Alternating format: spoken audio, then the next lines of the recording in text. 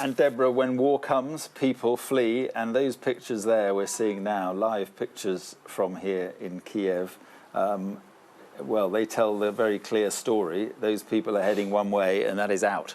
It's quite extraordinary, and I think both you and I have been struck over the last few weeks of reporting from here about how people have been very resilient, not wanting to think that war could come and not wanting to flee. I mean, some families, they might have sent children to the West seen as it's the border that Ukraine has with the EU, bordering with Poland, and seen as the safest part of the country should an offensive happen, which it now is.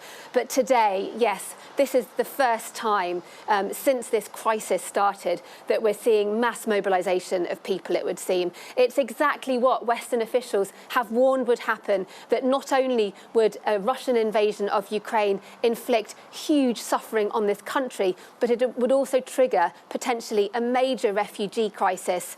This is not a good time of year to be on the road, to be without power, potentially without water, without food or easy supply of those essentials. And now to see families packing into their cars and heading west, it would seem, really underlines the sense of utter crisis in this country.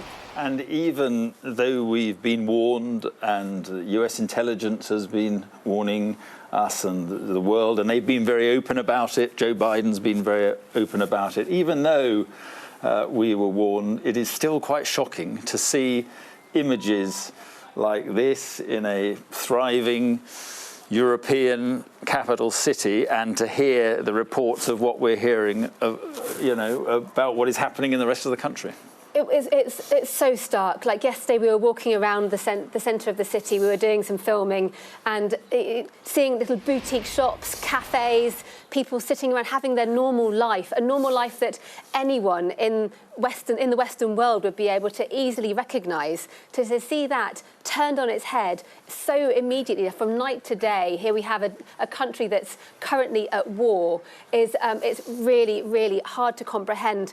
And also interesting that the Western tactic of basically revealing exactly what President Putin's game plan was. It hasn't had any effect. Didn't work. It's almost like he doesn't really care. He doesn't care the fact that no one believes his false narrative to justify this invasion. He's just gone ahead with it anyway. And I think this is the fundamental point, actually. When you listen to those Western leaders, for example, at the Munich Security Conference over the weekend, it sounded great, talking about our values, talking about the need to uphold the rule of law, freedom, democracy, human rights, all these values that we've known and supported since the end of the Second World War, saying that this action by Russia would be in defiance of that and warning of unprecedented sanctions should Vladimir Putin act. He doesn't care. It's had zero effect, and I think this is a defining moment for our entire world, the balance of power in our world and the balance of democracies versus authoritarian regimes, and what this action might mean for other leaders who don't like the democratic way of life. But if sanctions are not going to work, they clearly haven't worked. I mean, it's underway. It hasn't worked. What else is there if